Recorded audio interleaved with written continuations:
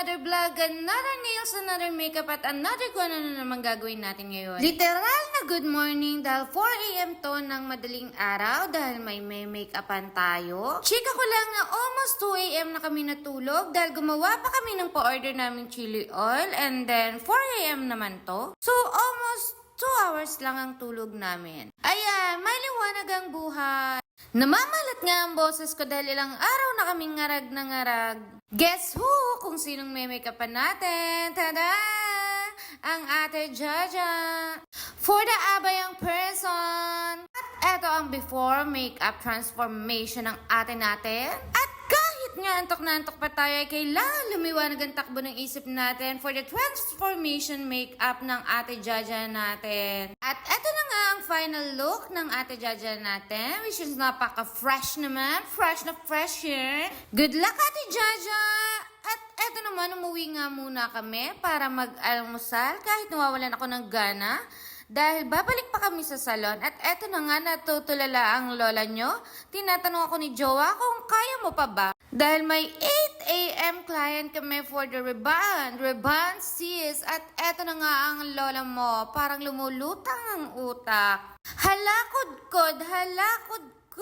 Sus Maria. At habang nagpa-first application nga pala ako ng gamot ni client, ay iniisip ko naman yung padating ko pang isang client for her soft gel nail extension at foot spa and pedicure.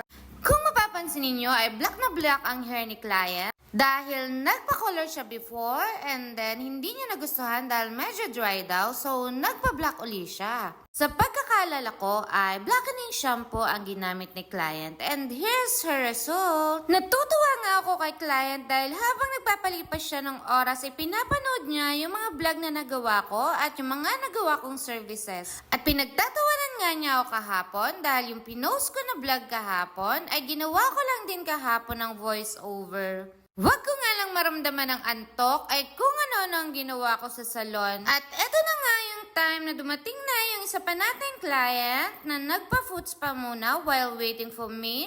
And ayan si Jowa, habang medyo nagpapahinga ako at nagpapa-freshen up ng utak ko, ay foot spa muna niya si ma'am. Eto nga pala yung before nails ni ma'am na 1-month-old na, which is napakaganda as you can see. Siya nga po pala ay from Japan. At hindi ko na masyadong na-video yung mga itsura ng mga nails nung natanggal ko na ang extension niya. Ito na lang yung na-video ko nung naban ko na ang nails extension niya. At ito naman ang result. Ang soft gel nail extension niya, medyo bongga nga lagi ang gustong nails ni ma'am. Kaya lang ngayon gusto lang daw niya ng simple-simplehan. Siya nga ang nasunod dyan kung anong color ng ombre yung ilalagay namin. At siya din ang nasunod kung gaano kakapal. Siyempre, kung ano ang gusto ni client ay yun ang susundin natin kung saan siya magiging masaya. And sobrang saya naman ni client at napakadami nang napagkwentuhan namin. Medyo matagal kasi kami ni client. Anyway, thank you for watching. See you at my next vlog.